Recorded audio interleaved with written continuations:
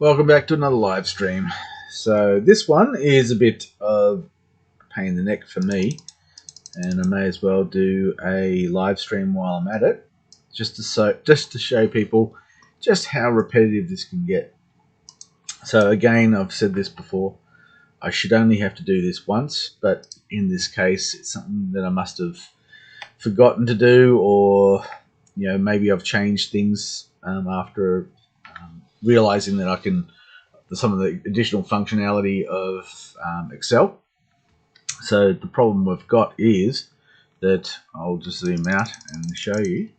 So for example, this is a fortified hamlet that is in the ruined state, and as you can see, all the stonework is currently it's a grey, which to me represents that there's no comment functionality. Now the reason that the comments, so I'll just zoom over the top of one of them and you can see that the comments come up on that cell. Now the reason it's important is, well, it's going to be down the track.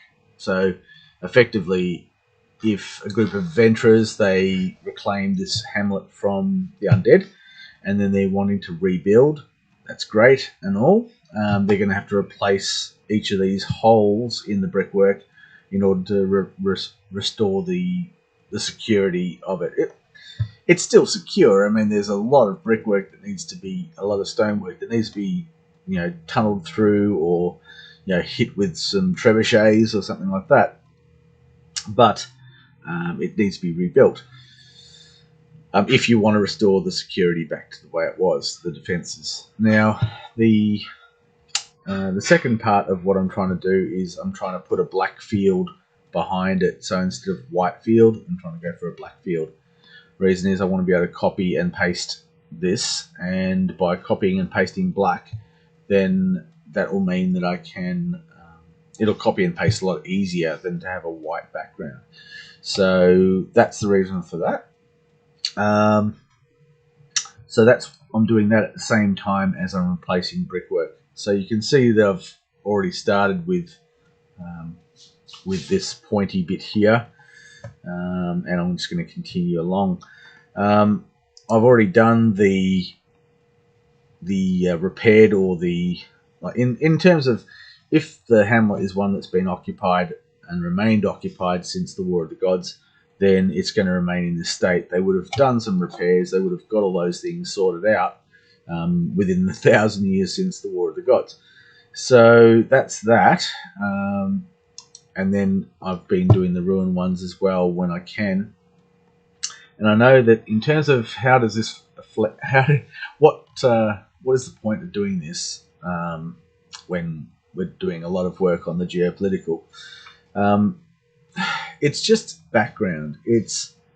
I'm wanting people to have some faith and some confidence in what I've created, and by showing off the extreme of detail that I'm putting into it, that's the first thing, to give people some kind of factual basis for their faith in the system.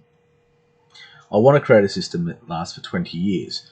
And the only way that that can be achieved is to make it so that it's bigger than me and bigger than any other individual, and that if one person falls out or decides not to be involved, that whatever storylines they may have created continue without them, and it belongs to the company. So Renegade Theatre Company is going to be the owner of any of the intellectual property that's created, so that if one person decides that they want to be involved, they can't simply say, I'm taking my bat and ball and going home. Effectively, the bat and ball belong to Renegade Theatre Company, and while they remain licensing, they will be in charge of that aspect of the bat and ball. So that's how I'm trying to structure it, so that, people can go into some of these cooperative, collaborative things with the best of intentions. Look, you just have to look at a rock band and how a rock band getting together, creating a contract that says what they're entitled to and what they're responsible for and such. If a rock band is created, it doesn't have that. It doesn't have who has the rights to the the songs that are written, who has the rights to the riffs that are in the music. Those things are just vital. I mean, it's not getting in the way of creativity. It really just settles the problem before it becomes a problem. And if any band creates original content, not just a cover band, but any band that creates original content without a contract between the members of the band, it's going to fail. There's no doubt about it. Like, there will be, there'll be angry, there'll be arguments, there'll be, all sorts of emotions get high, and it doesn't take much for someone to step over the line and say, I'm quitting, and leaving everybody who has been involved in the collaborative effort effectively with nothing, especially if they build some of their own content on the foundations of a member who takes their intellectual property and leaves. So I'm trying to prevent a viper's nest. I'm trying to prevent these things from happening. I'm making it so that you have to effectively cooperate if you want to be involved in the project, that there is no alternative to that, that when you get involved with what I'm trying to create as a licensee, that you're also signing a deed of assignment, assigning all of the work that you create over to Renegades, as well as a moral deed of consent, which means that if you submit something and it's used in the game system and or the campaign and the storyline, that at any point it can be deleted, destroyed, it can be rewritten, it can be tweaked. If it wasn't for the deed of moral deed of consent, then whatever is created is fixed in stone and can't be modified. It can be used, but it can't grow and it can't evolve. So that's why that's really important. So I'm trying to create something that will be stable, something that people can believe in and can know that from the very beginning that I won't allow this to be destroyed by one person who is deciding to pull the pin on any development they've done. So even if it is something as simple as an adventuring party, well, the characters belong to the game system. So if that adventuring party, if they're heavily involved in a piece of storyline, and that adventuring party ceased to attend events, well, that's the individual, the performer, the person who is performing those character roles that is ceasing to attend the events, but the character remains involved in the campaign. So that the campaign goes on regardless of whether the person who created a player character remains involved. The same with any NPC, any group faction, things like that. So, I'm trying to create stability and make it so that whatever people have been so enthusiastic in the past, they've created so much content that has then fallen apart because they've spent thousands of hours writing content. They've made costumes that are specific to that content, and then in just a very simple argument can blow up into a situation where the originator, the person who created that group, takes all of the references. They're entitled to it. Absolutely. Under normal circumstances, if you create content, then you own the content. So by all means, I don't begrudge people those intellectual property rights. However, that's in other game systems, other campaigns, other creative venues, or whatever you want to call it. In Renegade Theatre Company, it won't be the case. Anybody who wants to create content needs to understand that they are the author of the content, but they don't own it after they have assigned that content over to Renegade Theatre Company. So, what are they getting out of it? Well, what they're getting out of it is stability. I suppose there's all sorts of analogies, like, if for example there was a person who creates some beautiful artwork, and they are told that they're going to have their artwork on display in this museum for 10 years, and they've created this artwork, they've got it on display, and then they're told, oh, it's being removed from view. That for them to be promoting their artwork, and to find that the place that they were displaying their artwork has decided to stop it. Well, I don't know if this is a very good analogy. There's plenty of other ones that are better, but it's about reliability, that you can't build a foundation on quicksand. And what I'm trying to do is make it so that if you create content in this system, that you are recognized as the author for that work, that this process, what I'm trying to create, is it's going to last for 20 years. When I say 20 years, I have a 20-year storyline. I already have that. And I have continuity for what occurs after that 20 years. Now, look, I could just basically put it all out there and explain in detail what I mean by that. But I don't want to give away too much in terms of storyline. It's difficult to. It's like the trailer for a movie. If you give away too much in the trailer, that if there is a big payoff, money shot, that it just will lose all its power. And any of it's like spoilers. I don't want to basically give people spoilers on what I've created.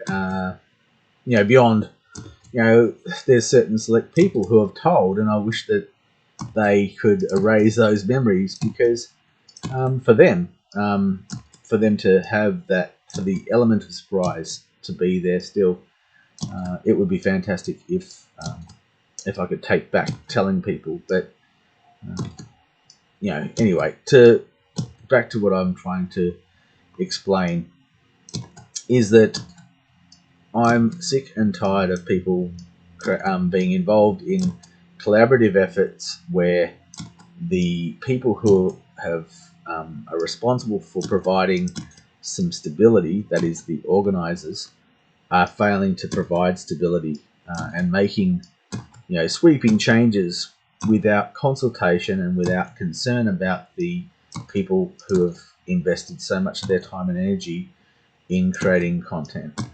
So I want to protect the content from being just erased. I want to make it so that this content, it will exist and continue to exist with a stable government is all I can really I can say as well, that I'm going to be running this as a company, and it's a for-profit company, but I'm also going to make it possible for people to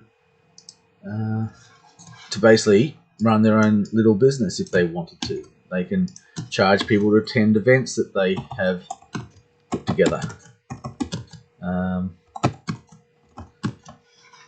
The devaluing of people's I'm treating this very seriously, that people's time and energy, their creative flair, their individuality, their knowledge, their all their imagination, I'm saying it's worth something. It's definitely 100% worth something, because why would I want to keep that content if it wasn't worth something? So by making it so that the people who license the use of the product and contribute to the product that they're licensing, that they can say, I created this and it's worth, my time is worth something. If you want me to assist you in creating similar content, that you'll have to pay me as a consultant. You know, that it's it's as simple as that. That instead of like just people taking advantage of contributors, and there's so many examples of that where you know, volunteers. You know, the whole concept of volunteer, that it's just been taken advantage of so many times that people, they're reluctant to be involved in anything that is voluntary because everyone knows that they're going to be taken advantage of, and that's great. You know, boycotting volunteer. You know, there's like cash flow wise. There's so many ways that you can reimburse people that is not monetary. You know, if it means that you reduce the expense, the cost, and you have that in writing, and that every single person who's involved in a voluntary basis knows what they're going to get, and everyone understands that that's in lieu of payment. That payment is great. Payment is what everyone wants. Everybody wants to be paid for their services. But when there isn't, when the money's not there, and you want to make it happen even though the money's not there, then you must have some kind of compensation that's similar. You know, that if people are being paid, aren't being paid, that they should receive some kind of compensation that is of equal value to what it would be if you had to pay for that service. So I'm going to be hopefully able to pay for people's services. But if I cannot pay for people's services, then I'm going to be upfront and say, no, it doesn't get done. It doesn't get done without payment. And it's only, I'm certainly going to be offering credit for certain things. When I say credit, it'll be the credit to license product. But I'm certainly not going to use credit in every case. I'm certainly I need to make sure that people understand that this is a company that needs to be earning real money, not just getting services provided. It's not a charity. It's not a not-for-profit. I'm going to be selling my intellectual property.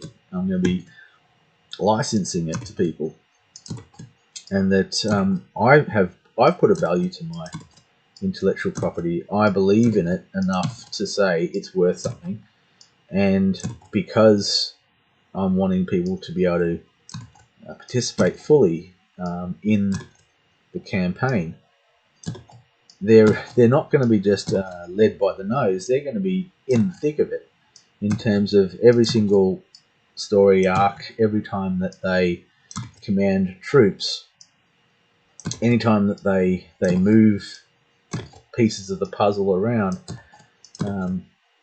It's all contributing to the story, and if I didn't have the license agreements, then whatever the person contributed to the story it belongs to them, and they are entitled to say, I won't permit you to use my intellectual property, or you must pay me in order to use my intellectual property. And there's absolutely nothing wrong with that. And if people were to consider intellectual property more frequently, then I think that it would all be much fairer. I think that that the people who contribute the most and are not recognised for it, people should be able to be proud of what they've created, and they should be able to own what they've created.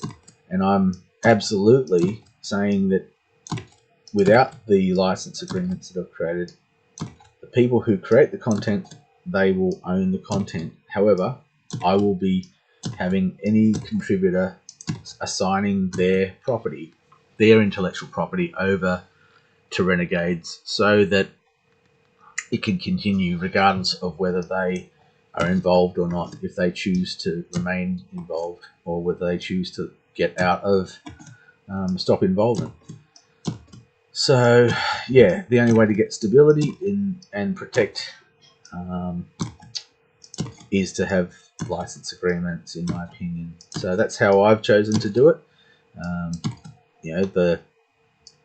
The fact is that there's plenty of examples of other organisations and groups that have failed to address this. I'm not going to name names on a live stream, but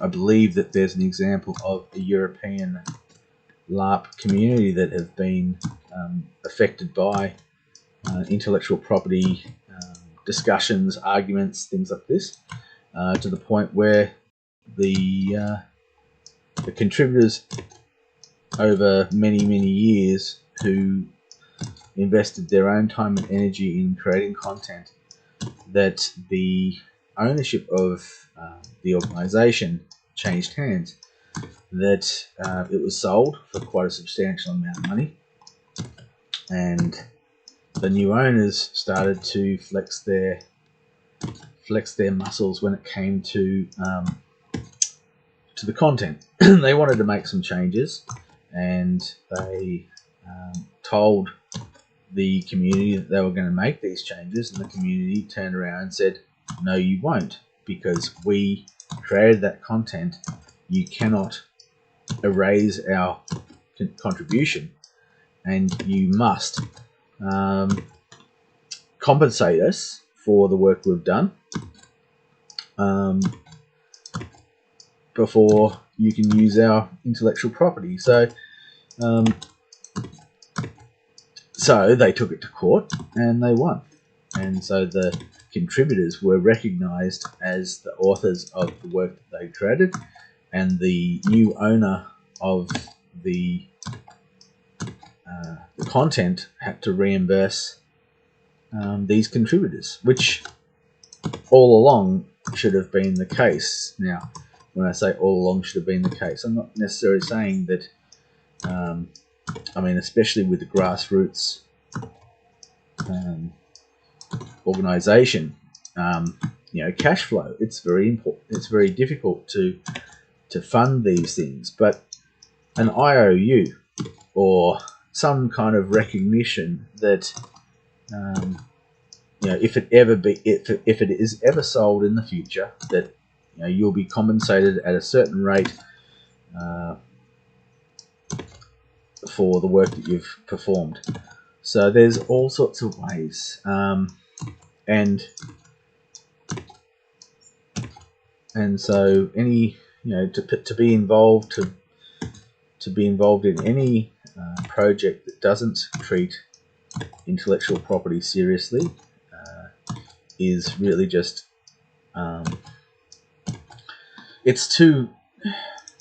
we're talking about real money, we're talking about people's time, passion, all those things, and things are, for example, in a permanent death of character situation, which is what I want with this campaign.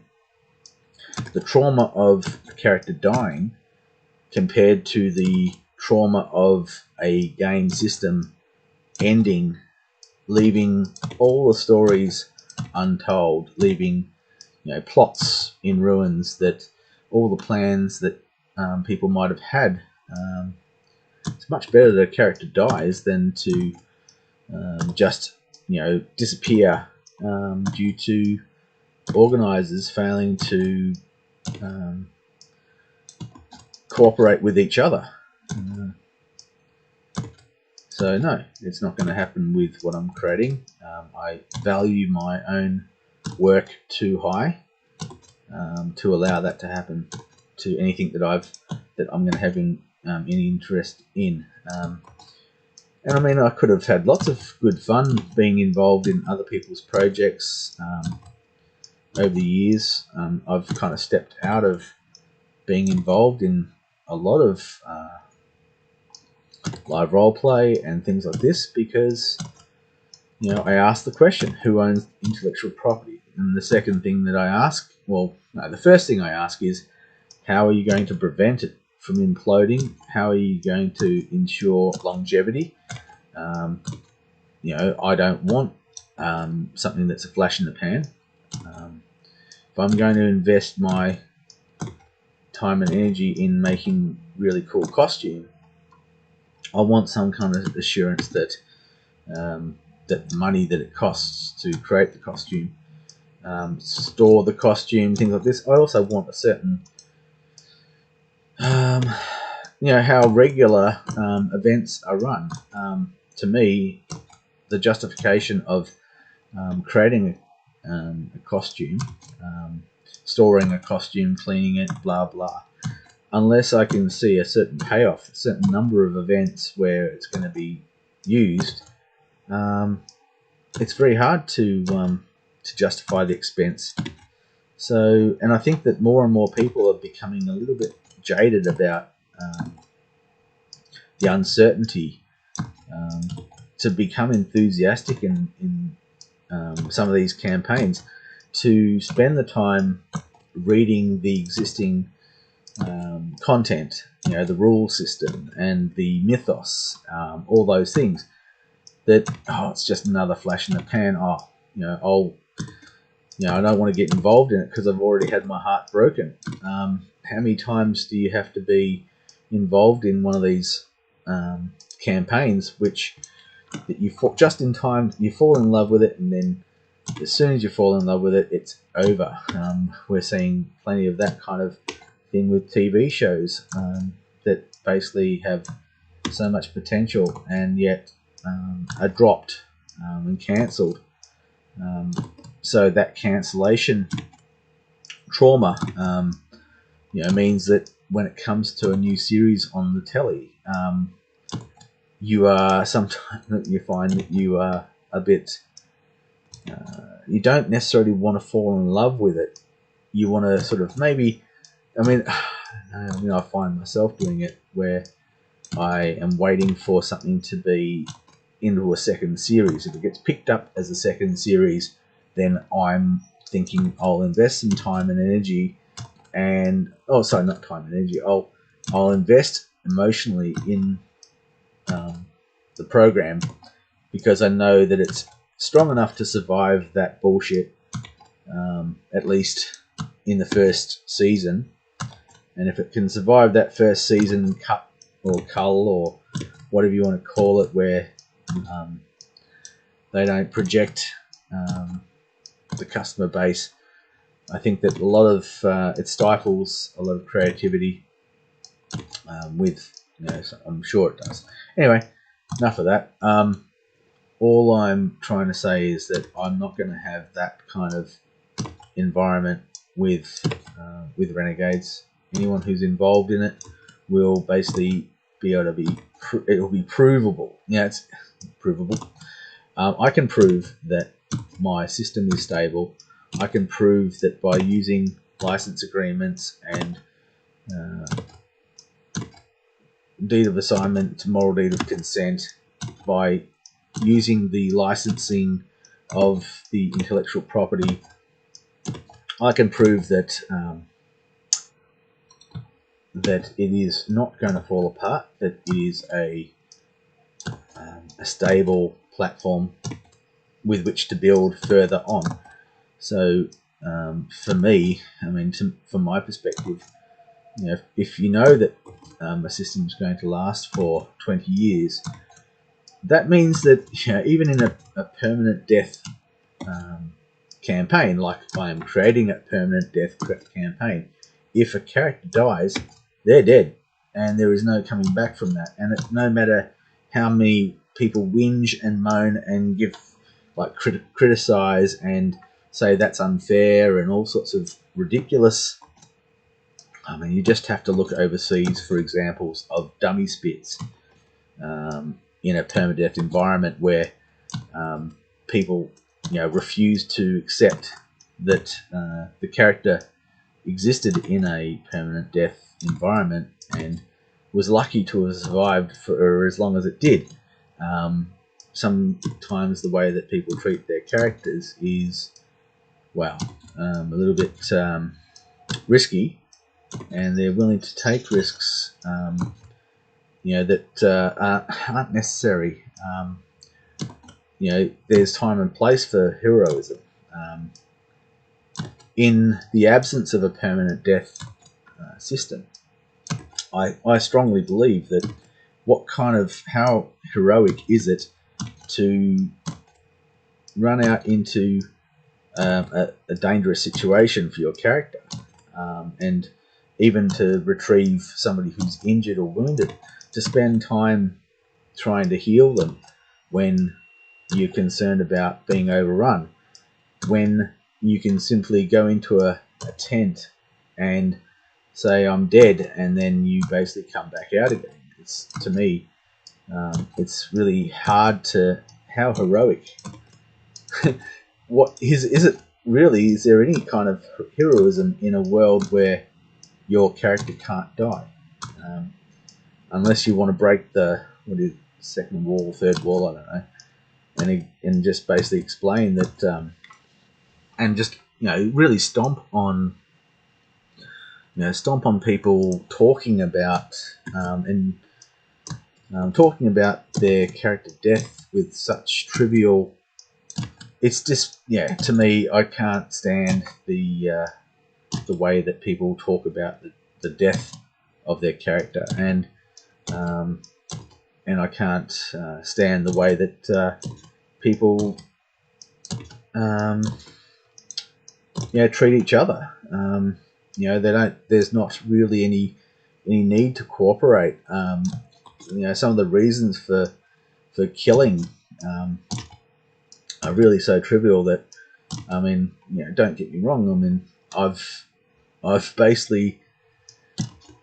I'm quite happy not to be shooting anybody with an LRP bow. I've done that so many times. It's just, to me, I didn't know who they were. The reasons for fighting weren't... the story was so flawed. The the backgrounds to conflicts and the reasons for doing these things. Taking a character life. Well, it wasn't really even taking a character life, because there was no permanent death. So if there's no permanent death, then are you taking their life? So it trivializes and it trivializes conflict. It trivializes violence, and it's not, in my opinion, healthy for individuals being involved in that kind of relentless, sacrifice. It's in it. Even when you pull it back and say it's a sport, I struggle with senseless violence now. I don't see it as being therapeutic. This is controversial stuff that some people might, totally disagree with what I'm trying to say, and maybe I say too much. Maybe I, say, but this is not popular. There's many people who thrive on a high conflict system, but to me, a high conflict system makes it very difficult to form bonds between characters when there are no consequences to... I want an element of heroism. I want there to be something at risk. If you don't have anything on the line, then really how can there be heroism? So if you whether that's that you're carrying all of the resources for your group when you got attacked, and you need to defend those resources so that your group will remain strong. So your character is giving their life for, or not even giving their life. The character is fighting just for some tokens. Anyway, I'm not sure if I'm making any sense, but to me, I need a little bit more. I need a little bit more than just senseless violence in my life. And while it might appeal to other people, there may be people who they still find it a challenge and rewarding and all those things. Renegades will not involve senseless violence if I can help it. I don't want it to be like that. So I'm going to focus on a lot of PvE with people from all different backgrounds, all their character backgrounds, that they cooperate, because there is an other, that there's a clear enemy that that needs to be overcome, for the betterment of a people. They're not, yes, they can come from all backgrounds and things, but they've got something in common, and that is that they're living, whereas they're fighting against undead. The other thing I've just by, in my opinion, good writing, is that I've made it so that they're not evil. They effectively condemn their. These are the undead were the people who used to live in this area, and so for the local people to be going out there and spending their time and risking themselves to not just smash the undead down, then take loot and trivialize the stereotype, the fantasy genre, and the stereotype of undead are bad, and that undead are the product of some kind of mad scientist, necromancer kind of gig. It's been done so many times before. Compared to what my intention is that these that the undead, the curse that is upon them, can be halted, and that they can have some peace and some rest, that they can be shown some respect and buried and treated like not everyone, the way that people treat their dead is a big reflection on the society and all those sort of things. And to me, if you have the remains of a sentient creature being treated with, being disregarded, and anyway, the way that people treat the dead is important. So I'm making it so that treating the skeletal remains of these creatures, sentient creatures, with respect breaks the curse, or halts the curse. They no longer rise, and they have a measure of peace. The idea I have for ensuring that their remains aren't disturbed, that the curse is not broken by the corpse being treated with respect. When I say the corpse, the skeletal remains, because they will return to their skeletal form. So if you could crush them into powder, and they'll return to a skeletal. Anyway, there's a little bit of a story that I can keep going on about. But anyway, I'm still, I'm just multitasking away. I mean, this is a repetitive thing. Unfortunately, I can't think of any other way that I can do it. I'm trying to get this black background, as I was saying, for good reasons. As for whether it's anything to do with the geopolitical, not really. It's just one of those things that has been pissing me off, and it's pissed me off so long, to the point where I've just got to do it now. So that's what I'm doing. So by putting, sorry, I'll just explain the other thing as well. I'm wanting people to be able to hide loot in plain sight. So I'm wanting people to be able to create a cache for their, for their things, the things that they own. So instead of, any of the characters in this having to have like a strong box, they must have a chest, and the chest must be in their home, and it must be accessible to anybody, Tom, Dick, Harry, whoever who wants to break into their home and take their stuff. Well, I'm going to say from the very beginning, gloves are off.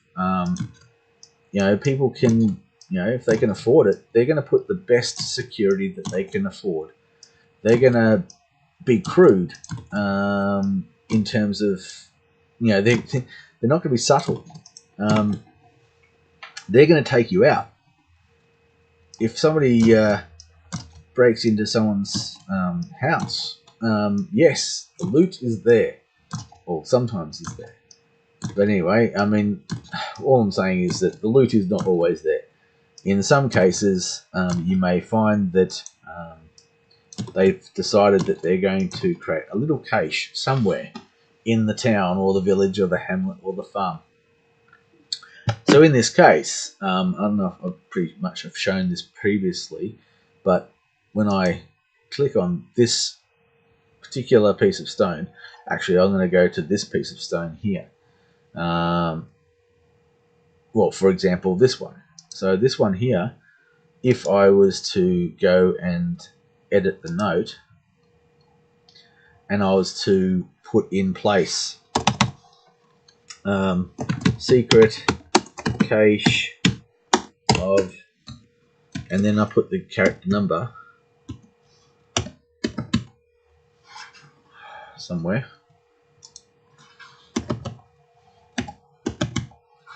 Right, why is it so? Okay.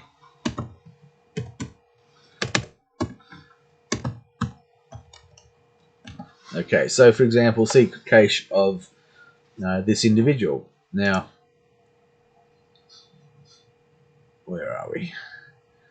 Now, something I did fail to do was, in terms of the size of the note, edit note again, and then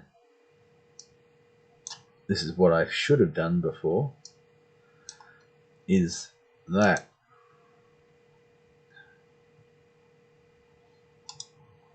edit note, and there we go. Alright, so you can see that when I highlight any of the other stone sections, that the note is long. However, when I go to the one that I just modified, you can see that it's short.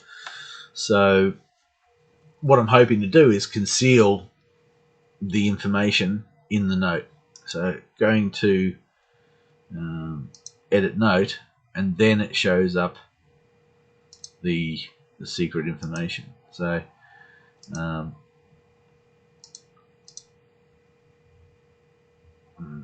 where are we?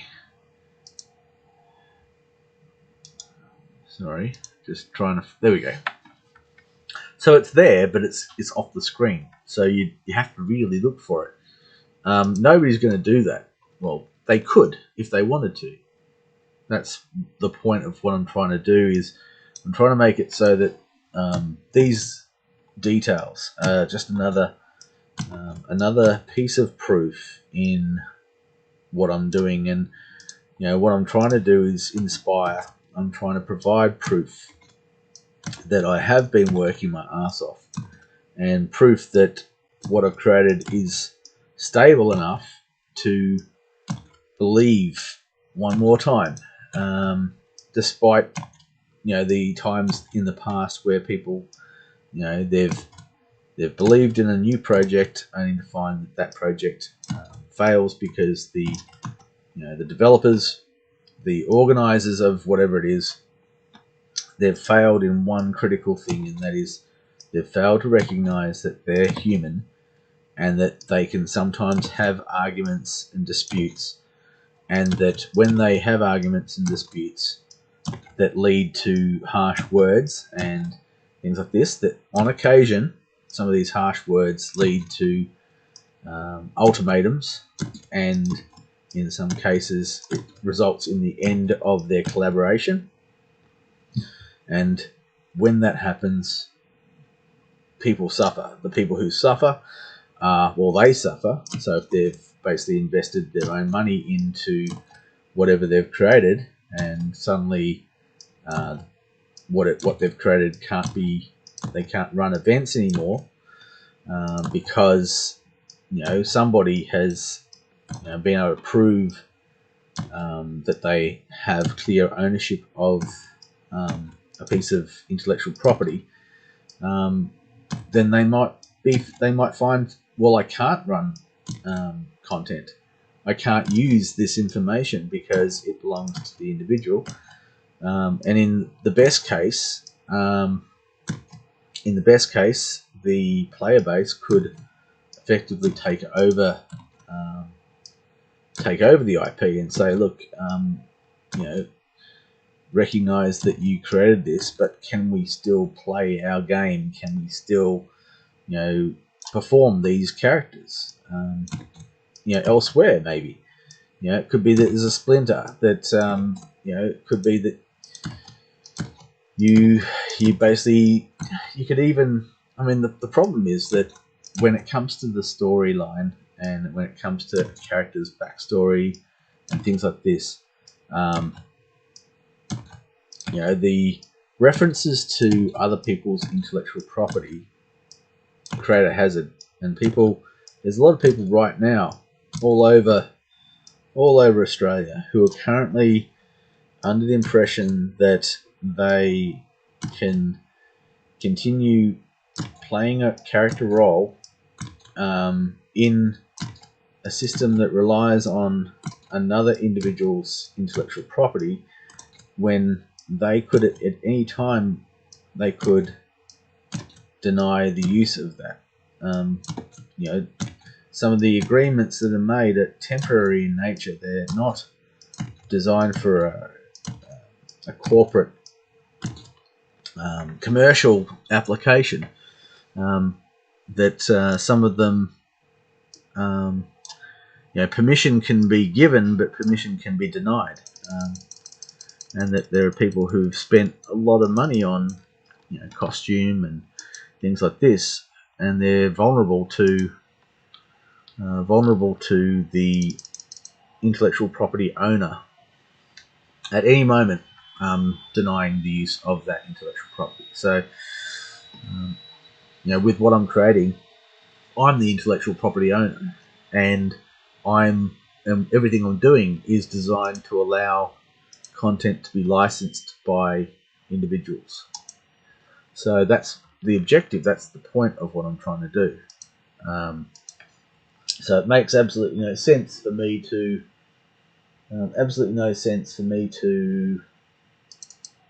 deny people access to this intellectual property. In terms of once someone's licensed a product, and they are willing to obey a set of rules and things like this,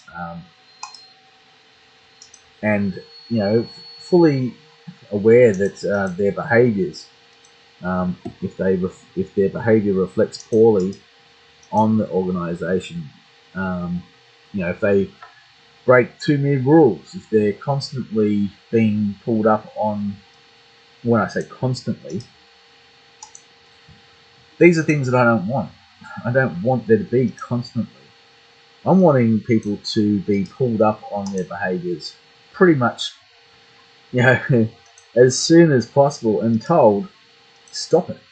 Stop doing this, because at the end of the day, there are people who leave the community, that cease their involvement in the community because they haven't been heard, that there's been somebody who has, effectively been an abuser. They've basically got away with bad behaviour for a long, long time, and nobody seems to recognise that their behaviours and putting up with their behaviours is driving people away from a community that they love. So, really, you need to, you can't have any tolerance for that kind of thing. It needs to be that there's a process whereby those who are involved in bad behaviour get called out on it, disciplined on it, strongly advised to shape up or ship out, and then monitored and ensured that their behaviours remain within what the when I say community, this is a customer base that I'm trying to create. This is a business. It's not a charity. It's not a not-for-profit. I'm going to be considering whether somebody's suitable for what I'm creating, and I'm going to make sure that bad behaviours aren't just covered up or dismissed, or there's so many examples of bad behaviour and toleration of bad behaviour. So I'm really surprised that. But then again, I mean, I've heard recently on social media there's a movement to boycott, organisations and services, things that people love, but they're willing to sacrifice involvement in them because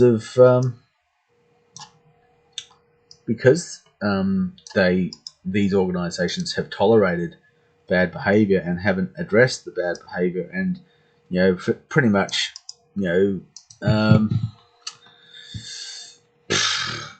it's I don't know, it's so complicated. The main thing is that I will err on the side of caution. I will try to be impartial if I am ever having to judge anybody's behaviour. What I've created with the geopolitical system is the ability to be involved, even though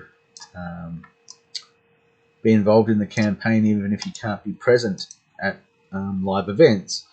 And it may be that there is a differentiation between the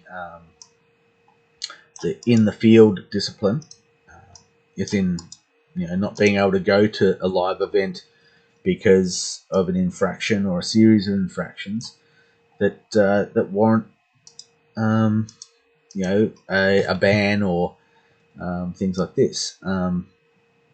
It may be that there's different levels of disciplinary action that being able to remain involved in the geopolitical, for certain infractions. Well, yes, but then by offering that that kind of staggered effect, or it may be that at the end of the day, it may be that it's too late, and that certain individuals need to just be told that they're not suitable for involvement in the product, because it's not just a customer relationship that I'm talking about. People involved in Renegades will be representing. They'll be providing services. They'll be licensing a product. It's similar to to a way that you can't just go on social media and badmouth your employer without your employer finding out, and then you could be in big strife.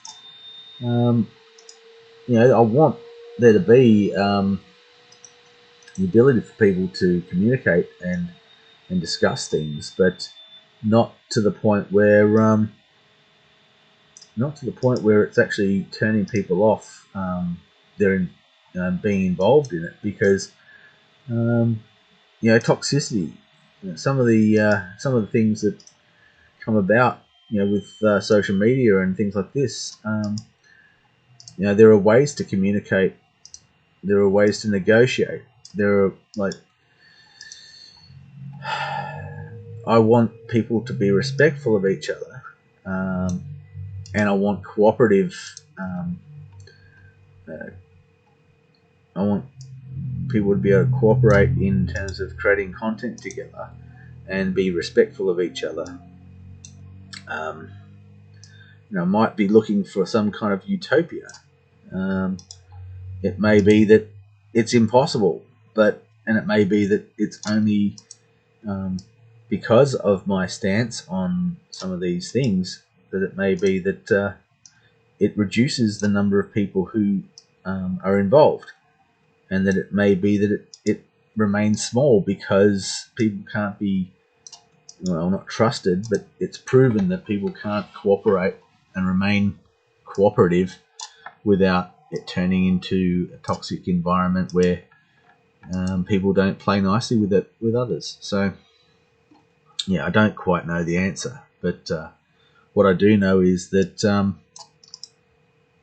don't want to be surrounded with. If people don't want to do it, then don't do it.